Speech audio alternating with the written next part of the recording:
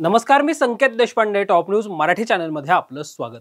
कोथरूडमध्ये दहशत माजवणाऱ्या कुख्यात गँगस्टर निलेश घायवळच्या गँग विरोधात पुणे पोलीस ॲक्शन मोडवर आलेत। कोथरूड गोळीबार प्रकरणात पुणे पोलिसांनी 7 आरोपींना अटक करत काल त्यांची धिंड देखील काढली होती। तर लंडनला पळून गेलेला टोळीचा म्होरक्या निलेश घायवळच्या घराचीही झडती घेण्यात आली आहे। यावेळी घायवळच्या मालकीच्या 3 गाड्या देखील पोलिसांनी जप्त केल्यात।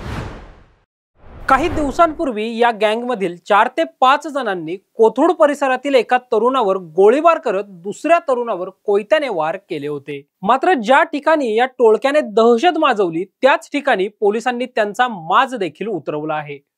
निलेश घायवळ गँगमधील मयूर कुंबरे, मयंक व्यास, गणेश राऊत, दिनेश फाटक, आनंद चांदलेकर या 5 आरोपींची कोथरूडमध्ये मध्यरात्री 12च्या सुमारास हायदोस घातला होता।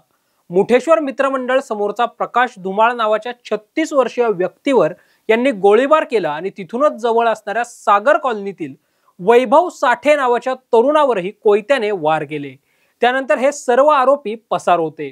मात्र कोथरूड पोलिसांनी 24 तासाच्या आतच या आरोपींना अटक केली असून आतापर्यंतच्या तपासातून या आरोपींना निलेश घायवळनंच चिथावणी दिल्याचं निष्पन्न झालंय।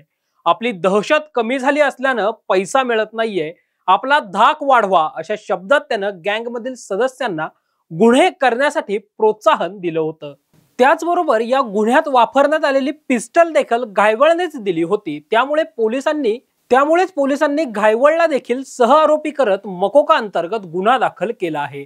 या प्रकरणात आरोपींची संख्या एकूण 10 झाली असून त्यापैकी 7 आरोपी अटक करण्यात आले आहेत। या सर्व आरोपींची काल रात्री कोथरूड परिसरातून धिंड काढण्यात आली होती। तर गँगला चिथावणी देऊन घायवळ स्वतः लंडनला पळून गेल्याचं तपासात उघडकीस आलंय।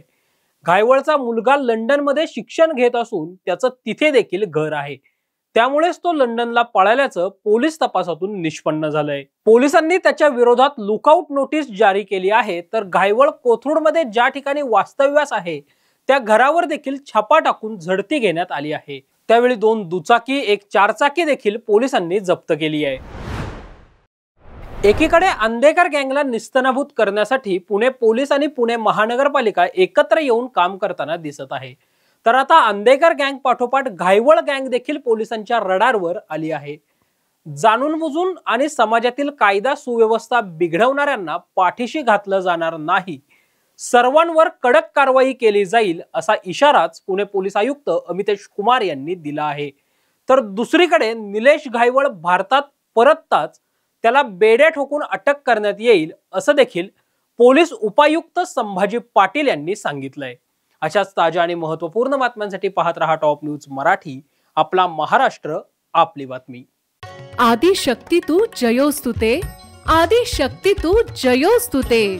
सामाजिक, सांस्कृतिक, वैद्यकीय, राजकीय, शैक्षणिक, औद्योगिक आदी विविध क्षेत्रातील महिला आज आघाडीवर आहेत। शारदीय नवरात्रोत्सवानिमित्त टॉप न्यूज मराठीवर पहा आधुनिक युगातल्या नवदुर्गांच्या मुलाखतींचा विशेष कार्यक्रम आदि शक्ती तू जयोस्तुते।